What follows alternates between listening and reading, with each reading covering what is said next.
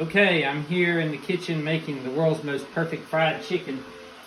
I got this recipe from a really important source. This is Time to Eat Y'all, celebrating the culinary heritage of Sweet Home, Alabama.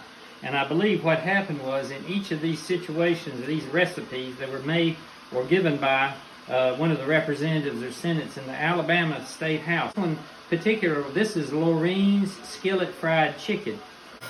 Uh-oh. That's my clock going off. Now this has been cooking for 15 minutes now, and now it's time to turn the chicken over. So now I'm turning the chicken over like this. You see this chicken right here? Turning it over in the frying pan. Now this is pure Crisco that it's frying in, and you get a picture of this mix right here. This is buttermilk and flour and salt and pepper, and I put some other, I just spilled some grease there, some other things in there that we'll see how it turns out. But anyway, now once I cook this for 15 minutes until it's golden brown, and you can see that this is really golden right here. You can see this chicken is really golden brown. I'm supposed to turn it over. Now some of it, I got to move around the frying pan a little bit, like in driving Miss Daisy, so it doesn't mess up. So I got to fry the chicken here. Now then you're supposed to turn down the heat. Now I don't know why you're supposed to turn down the heat, but I'm going to turn down, look, this is the heat. I'm going to turn the heat down. This is on medium. I'm going to have no hate mail from anybody out there that knows better, but I'm going to turn it down to like medium low. Now, also along with this fried chicken recipe, I'm sure this is a tried and true recipe. But now I'm also cooking for everybody's, this is cream corn, and this is green beans and bacon. And I got that from a really important recipe off of these cans right here. It just said to put in the pot and heat. So I've done that, and they're in the process of heating right now. Now I'm going to stir. You want to stir the cream corn so it doesn't burn like it is about to do. So I'm going to turn it, and then I'm going to reduce the heat on it too, because I'm reducing the heat on a lot of stuff. It's smoking over there. Oh, it's smoking.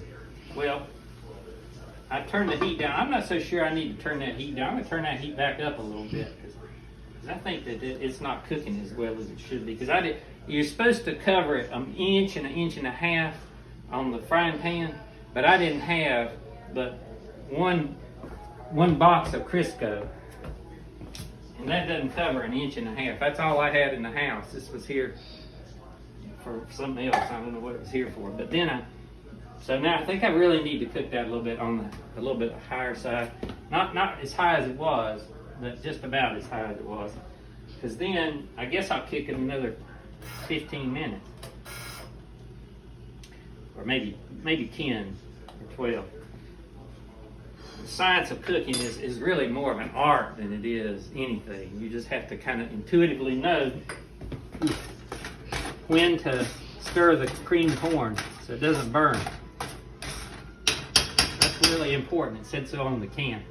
So anyway, well, this right here was the batter. I think you get a close-up of that batter, because that's right there. And then what I did is I took some additional flour and salt and pepper and some other important ingredients, and I put it in the plate. And then after I had let the fried chicken, or the chicken I thawed out, soak really good in this buttermilk and flour solution, then I put some more flour on it, because I like crispy chicken.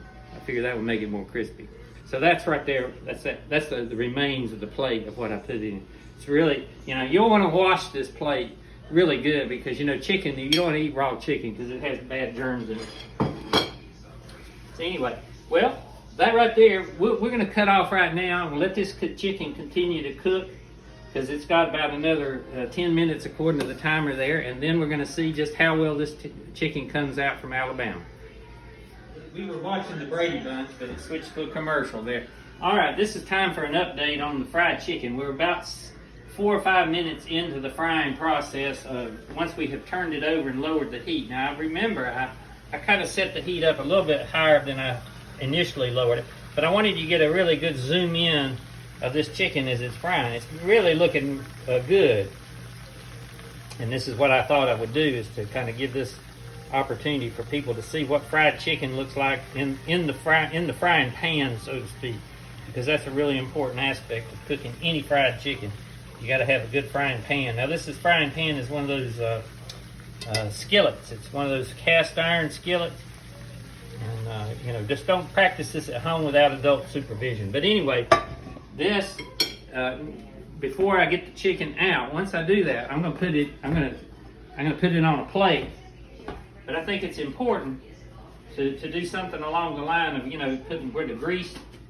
So I'm going to put some napkins down here like this. You can get these readily available about any fast food restaurant or any restaurant that you go to. You just pick these up. They'll be happy to give them to you. And you just put them in the plate here, just like that. Just lay them down like that. It's nothing, you know, there's nothing really, no scientific method there, except you put them on the plate. Then you'll take the chicken, and you'll put the chicken on the plate and the napkins. That's part of the process. So that was an update. We'll get back in just a little bit after the Brady Bunch is over, and then we'll finish up.